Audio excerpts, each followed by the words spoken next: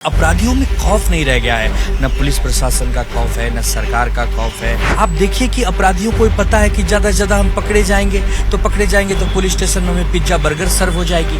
खौफ नहीं रहा है। उनको पता है कि भाग जाओ फिर बाद में कोर्ट से छूट जाएंगे। आज सुबह वर्ली में घटी 5:30 बजे के तकरीबन हिट एंड रन घटना में जिसमें एक औरत की मौत हो गई है और उनके पति को यहां पर पुलिस स्टेशन में अभी कंप्लेंट कराने आए हैं। उसी के चलते ये मामला थोड़ा सा पॉलिटिकल भी हो रहा है। हम बात करेंगे आनंद दुबे जी से, जो कि शिवसेना यूबीटी कैंप के प्रवक्ता है। सर, पहले तो बहुत बहुत धन्यवाद बात करने के लिए। सर, अभी लड़का फरार है, 24 साल का है। सर, आज सुबह की घटना है, ऐसा शायद बताया जा रहा है कि ये ड्रंक एंड ड्राइविंग का केस भी हो सकता है। देखिए, बहुत ही दुर्भाग्यपूर्ण स्थिति है, खास करके मुंबई हो, पुणे हो, नागपुर हो। जिस प्रकार हिट एंड रन केस के सामने केसेस आ रहे हैं, बहुत ही दुर्भाग्यपूर्ण है। अपराधियों में खौफ नहीं रह गया है। न पुलिस प्रशासन का खौफ है, न सरकार का खौफ है। एक पूरी तरह से कानून व्यवस्था चरमरा सी गई है। आप देखिए कि अपराधियों को पता है कि ज्यादा से ज्यादा हम पकड़े जाएंगे तो पुलिस स्टेशन में हमें पिज्जा बर्गर सर्व हो जाएगी। हमारी ब्लड रिपोर्ट में अगर कोई खामियां हैं तो वो बदल दी जाएंगी।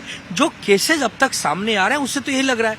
तो जिस प्रकार का अंकुश होना चाहिए, जिस प्रकार एक गाइडलाइन जारी होनी चाहिए ड्राइविंग को लेकर, जगह जगह हमारे पुलिस के सुरक्षा कर्मी जगह जगह पे होने चाहिए। केवल सीसीटीवी फुटेज से काम नहीं चलेगा। अब देखिए, इस घटना में ही आरोपी घटना को अंजाम देने के बाद भाग गया है।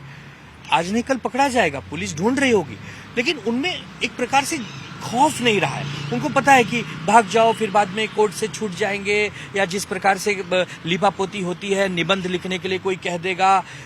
एक कानून व्यवस्था में जो डर होनी चाहिए अपराधियों के बीच में, वो डर कहीं न कहीं इस महायुति की सरकार में नहीं दिख रहा। हमें कोई राजनीति नहीं करनी। आरोपी किसी राजनीतिक दल से हो, न हो, आम आदमी हो, खास आदमी हो, कानून सबके लिए बराबर होना चाहिए। दोषियों पर कड़ी से कड़ी कार्रवाई होनी चाहिए।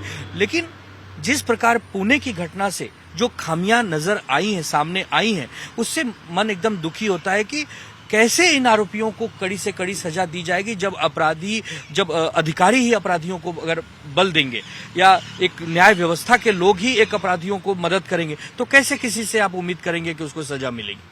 सर, मिहिर शाह के फादर जो कि उपनेता है शिवसेना एकनाथ शिंदे गुट में, कहीं ना कहीं ऐसा देखने मिलता है कि अक्सर ऐसे केसेस में लोगों का पॉलिटिकल अफिलिएशन होता है। सर, तो क्या जो जैसे अंग्रेजी में कहते हैं रिच एंड फेमस लोग छूट जाएंगे, क्या आम लोग के लिए न्याय नहीं है? मैं वही कह रहा हूं कि पुणे वाले घटने में भी आपने देखा कि एक एमएलए रात को 3 बजे वहां पहुंच गए। अभी इस केस में जो समझ में आ रहा है कि वो राजनीतिक दल से जुड़ा है। अब सत्ता उनकी सरकार में वो लोग बैठे हैं, सत्ताधारी पक्ष है, उनको लगता होगा कि पुलिस हमारा क्या कर लेगी।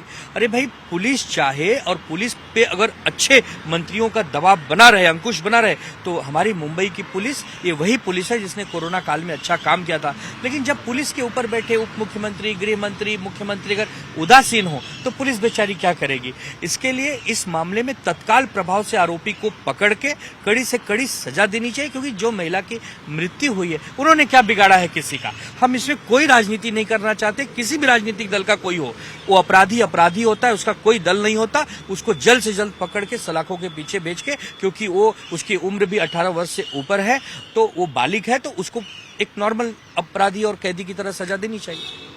सर, आखिरी सवाल आपसे रहेगा। सर, ये जो डिसीज लेडी है जिनकी आज सुबह मृत्यु हो गई है, कावेरी नकवा, सर ऐसा भी बताया जा रहा है कि उनको 3 से 4 किलोमीटर तक घसीटा गया था। तो जिस बेरहमी से ये एक्सीडेंट किया गया है या हुआ है, सर क्या इसके बाद आप रूल्स और रेगुलेशंस में बदलाव लाएंगे कि जिस तरह से एक्सीडेंट करने वाले अक्यूज को ट्रीट किया जाए, कुछ लॉ में कुछ करेक्शन होना चाहिए? देखिए, एक घटना होती है कि दुर्घटना हो गई, अनजाने में हो गई। व्यक्ति उस दुर्घटना के जो भी मरीज हैं उनको अस्पताल ले जाता है, उनके साथ सुख दुख में खड़ा रहता है। एक होता है कि आपने जानबूझकर उनको मार डाला, और मारने के बाद आप भाग गए। आपको पता है कि मेरे घर के लोग रुआबदार हैं, रसूखदार हैं, सरकार में बैठे हैं, मेरा कोई क्या बिगाड़ लेगा। दो अलग अलग चीजें हैं। इसलिए इस पे एक बहुत बड़ी गाइडलाइन आने की आवश्यकता है। इसमें जो ट्रैफिक के नियम हैं, जो इसको गाड़ी सिखाने के जो बहुत सारे नियम हैं, उसमें बहुत सारी सुधार की आवश्यकता है।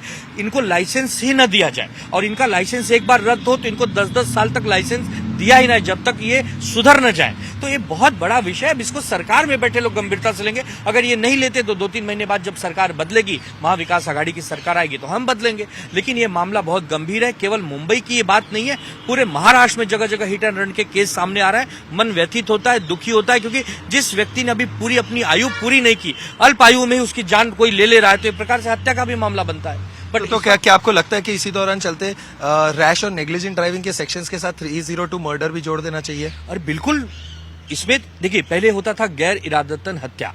गैर इरादतन हत्या मतलब आपने भूल चूक से कोई एक्सीडेंट, लेकिन आपने मार दिया, घसीट दिया उसको, 1-1.5 किलोमीटर आप घसीट रहे हैं, चाहे पुणे का मामला हो, चाहे आज मुंबई के वर्ली का मामला, दोनों हत्या जैसा ही लग रहा है। तो इसमें बदलाव होने चाहिए, इसमें जज साहब और इसमें न्याय प्रक्रिया में भी बहुत सारी इसकी गंभीरता की आवश्यकता है। हमें लगता है कि न्याय प्रणाली अपने काम को बखूबी करेगी, लेकिन जिस प्रकार पुलिस पर एक प्रकार से दबाव होना चाहिए सरकार का, वो नहीं है, इसीलिए लापरवाही के केसेस सामने आते हैं।